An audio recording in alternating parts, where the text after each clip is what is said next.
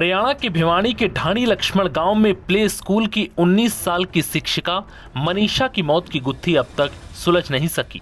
हालांकि अब इस केस की बागडोर सीबीआई ने अपने हाथों में ले ली है, जिसके बाद से ऐसा लग रहा है कि शायद अब मनीषा की मौत मामले में नया खुलासा हो सकता है। दरअसल 13 अगस्त को शव मिलने के बाद लंबी जांच पड़ताल और पोस्टमार्टम रिपोर्ट के आधार पर मनीषा की मौत को आत्महत्या करार दिया गया। पुलिस ने दावा किया कि मनीषा ने कीटनाशक खाकर खुदकुशी की और पोस्टमार्टम रिपोर्ट में उसके साथ रेप की पुष्टि नहीं हुई। हालांकि परिजनों ने इस दावे को सिरे से खारिज कर दिया। परिजनों की मांग के बाद राज्य सरकार ने केस को सीबीआई को सौंप दिया, जिसके बाद 21 अगस्त को मनीषा के शव का अंतिम संस्कार किया गया। तो वहीं अब सीबीआई ने इस केस को खंगालना शुरू कर दिया है। तो वहीं दूसरी तरफ अब इस केस में एक चश्मदीद ने बड़ा खुलासा किया। चश्मदीद ने बताया कि मैं सिंघानी गांव के पवन के खेत में हिस्सेदारी पर खेती संभालता हूं। सबसे पहले खेत में युवती के शव को मैंने ही देखा था। 13 अगस्त की सुबह करीब 6:30 बजे मैं लंबे अंतराल के बाद खेत संभालने गया था। सरसों के खेत में जहां शव था वहां 7-8 कुत्तों का झुंड मौजूद था। मैं माजरा समझने के लिए उनके पास जाने लगा तो कुत्ते मुझ पर झपट पड़े। मैं मुश्किल से बचकर वहां से भागा। आधा किलोमीटर दूर जोहड़ी वाले पुल पर पहुंचकर अपने आप को बचाया। तब मैंने सोचा कि बकरी पालक सत्यवान या मुर्गा फार्म वालों ने मृत जानवर यहां पर डाले हैं। मैंने सत्यवान को फोन किया तो उसने अपना कोई पशु मरने से इनकार किया। फिर मैंने पवन को बुलाया। हम दोनों खेत में गए तो शव युवती का होने का पता चला। हमने तभी पुलिस को फोन किया। डायल 112 की पुलिस पहुंची। युवती का शव किस हालत में था ये मैंने नजदीक जाकर नहीं देखा।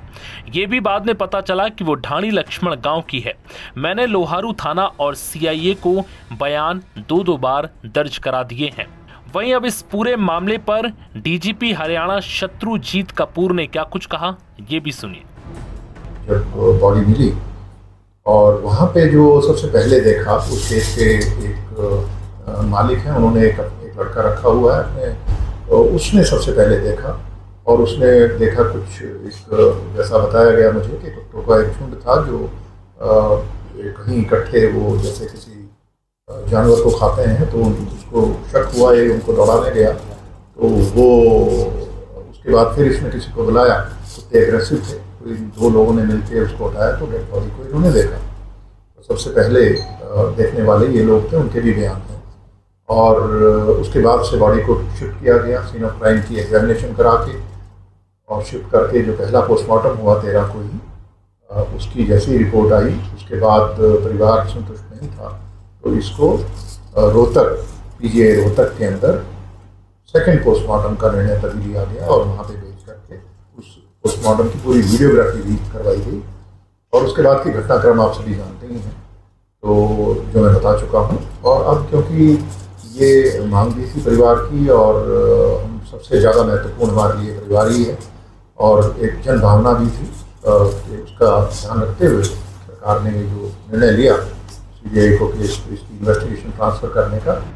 बता दें कि 11 अगस्त को नर्सिंग कॉलेज में एडमिशन के लिए घर से निकली मनीषा अचानक लापता हो गई और फिर पुलिस प्रशासन की मदद से काफी खोजबीन के बाद मनीषा का शव 13 अगस्त को सिंघनी गांव के एक खेत में मिला।